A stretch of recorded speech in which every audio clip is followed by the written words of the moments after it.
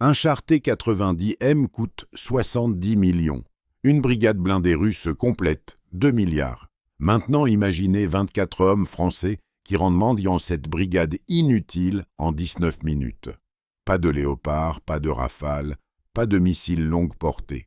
Juste 24 opérateurs, des fusils de précision et une doctrine que Moscou ne sait pas neutraliser. Les généraux russes ont reçu une instruction claire de l'état-major. Modifier les protocoles, protéger les commandants de terrain, éviter toute confrontation directe avec cette unité spécifique. Ce n'est pas un hommage à la France. C'est l'aveu d'une faille russe que la doctrine de Moscou ne peut pas corriger. Bienvenue.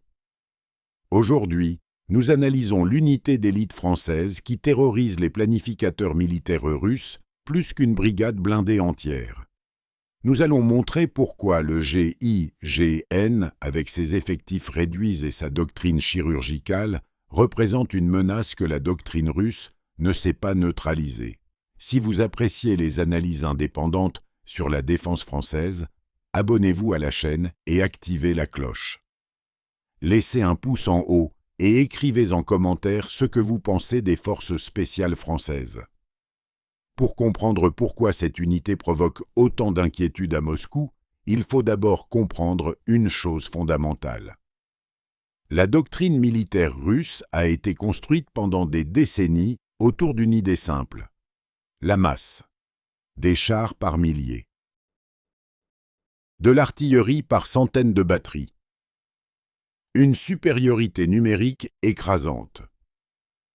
Les forces spéciales légères étaient considérées comme un complément, jamais comme une menace stratégique. Les stratèges russes se regardaient dans l'OTAN comme une collection d'armées conventionnelles. Plus moderne que la leur, certes, mais conventionnelle. Cette hypothèse est morte en Ukraine. Quand les colonnes blindées russes ont brûlé par centaines, frappées par des javelins et des NLAW maniés par de petites équipes mobiles, Moscou a compris une leçon. La masse sans précision se transforme en cible. Mais la leçon suivante n'a pas encore été tirée par l'état-major russe. Et c'est cette leçon-là qui s'appelle GIGN.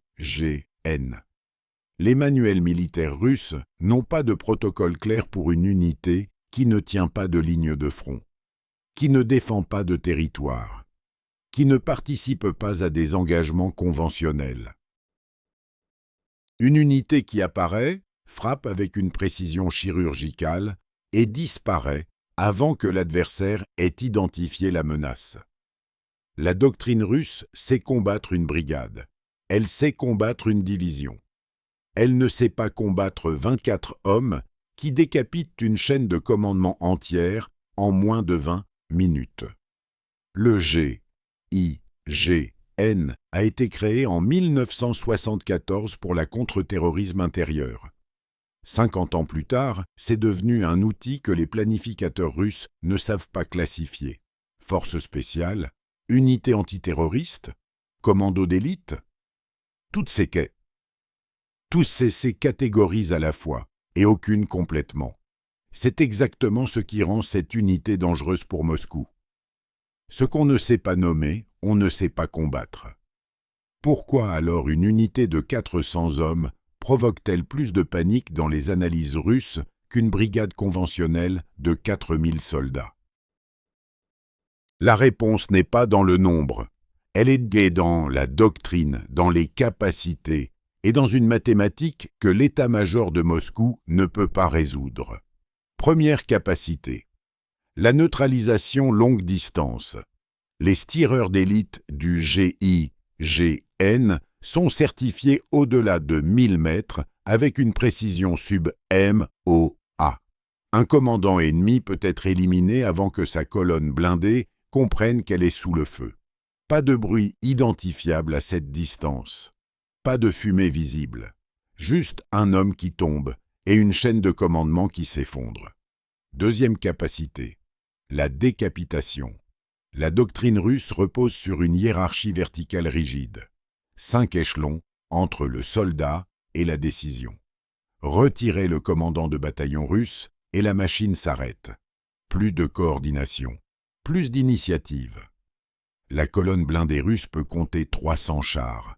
Sans tête, ces 300 chars deviennent 300 tonnes d'acier immobile. L'opérateur GIGN voit le commandant à travers son optique. Le commandant ne voit pas l'opérateur. L'opérateur appuie sur la détente. Le commandant ne saura jamais qu'il est mort. La colonne, elle, le découvrira 6 minutes plus tard. Troisième capacité. Vitesse et invisibilité. Insertion héliportée en moins de 12 minutes depuis une base avancée. Engagement de la cible. Extraction complète en 8 minutes. 20 minutes au total, de l'ordre à l'exfiltration. Aucun radar russe ne suit ceux qui ne restent pas sur place. L'opérateur GIGN voit la cible. La cible ne sait pas qu'elle est une cible. L'opérateur est déjà ailleurs quand la cible comprend. Maintenant la mathématique. Une brigade blindée russe complète coûte environ 2 milliards d'euros à équiper et déployer. 4000 hommes, 300 véhicules, logistique, carburant, munitions. Une unité d'intervention GIGN coûte une fraction de ce montant. Le ratio dépasse 100 contre 1. La France peut maintenir 20 unités GIGN actives pour le coût d'une seule brigade blindée russe. Et chacune de ces unités peut neutraliser le commandement d'une brigade entière. La mathématique est brutale. Intégrez maintenant le GIGN au réseau ISR de l'OTAN. Drone de surveillance, satellite de reconnaissance, écoute électronique permanente. L'opérateur français ne combat pas seul. Il combat connecté à un système qui voit tout, entend tout, comprend tout. L'ennemi combat une ombre branchée sur l'intégralité du renseignement occidental. Cette ombre frappe au moment exact où la cible est la plus vulnérable. Pas une seconde avant, pas une seconde après. Comparons maintenant avec les unités d'élite rivales. Le SAS britannique est une légende. 70 ans d'opérations spéciales dans le monde entier. Doctrine éprouvée, équipement de pointe, sélection brutale. Personne ne conteste la valeur du SAS. Mais le SAS a été conçu pour des missions longue durée derrière les lignes ennemies. Sabotage, reconnaissance profonde, soutien aux insurrections. C'est un outil différent.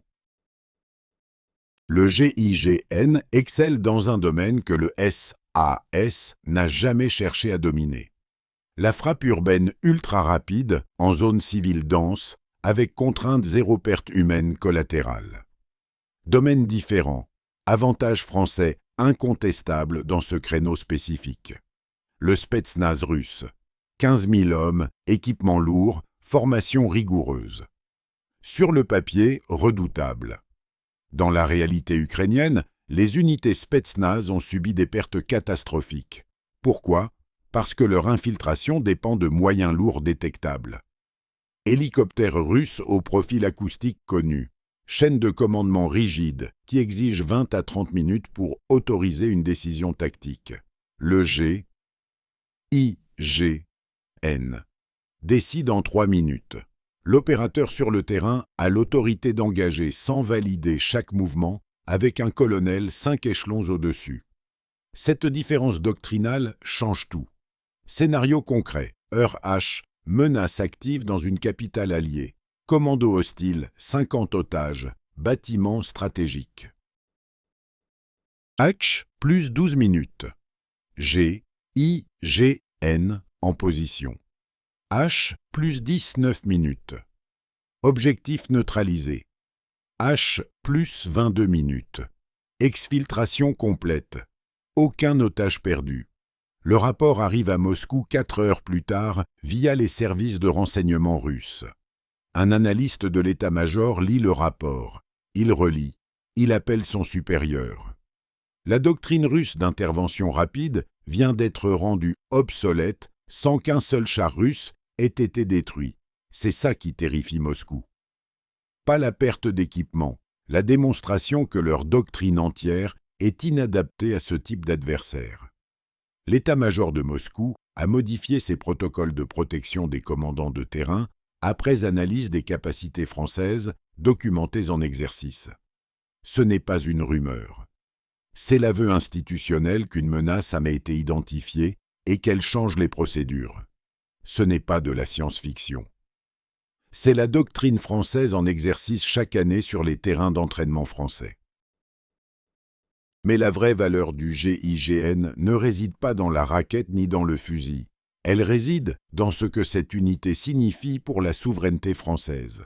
Pendant des décennies, la France a investi dans des forces conventionnelles que d'autres pays pouvaient égaler, qu'ils dépasser. Le GIGN représente un investissement différent, le chirurgical contre la masse, la précision contre le volume, l'intelligence contre la quantité. La France ne demande pas l'autorisation de Washington pour déployer le GIGN, décision française. Doctrine française, résultat français. Souveraineté opérationnelle complète. Nous avons construit une force que Moscou ne peut ni imiter, ni neutraliser. Imiter exigerait une refonte culturelle de l'armée russe que 50 ans ne suffiraient pas à accomplir. Neutraliser exigerait d'identifier la menace avant qu'elle frappe, et c'est précisément ce que la doctrine GIGN rend impossible. La France a investi dans une capacité asymétrique que ses adversaires ne peuvent pas dupliquer à coût raisonnable. Cette asymétrie est devenue un pilier de la dissuasion française. Si cette analyse de la vraie puissance des forces spéciales françaises vous a intéressé, laissez un pouce en haut. Abonnez-vous à la chaîne pour ne pas manquer les prochaines analyses sur la défense française et européenne. Écrivez en commentaire ce que vous pensez du GIGN. Le GIGN doit-il devenir le modèle exporté à toutes les armées OTAN, ou sa valeur stratégique repose-t-elle précisément sur sa rareté et son secret opérationnel? Votre opinion stratégique nous intéresse vraiment. En conclusion, le GIGN n'est pas seulement une unité. C'est un symbole du changement de mentalité défensive française, du quantitatif vers le qualitatif, de l'imitation des doctrines étrangères vers la création de notre propre modèle, du suivisme stratégique vers le leadership doctrinal. Les généraux russes ont reçu une instruction claire de l'état-major. Éviter à tout prix les zones où le GIGN est susceptible d'intervenir. Modifier les protocoles de protection des commandants. Ne jamais engager directement cette unité sans supériorité numérique massive, et même alors, accepter le risque de perdre la chaîne de commandement entière. Ce n'est pas un hommage à la France. C'est l'aveu d'une faille russe que leur doctrine ne peut pas corriger. La reconnaissance que leurs chars, leur masse, leur hiérarchie verticale n'ont pas de réponse face à la combinaison française de précision, vitesse et intelligence opérationnelle. Soyez vigilants, soyez fiers. La France sait se défendre. À la prochaine.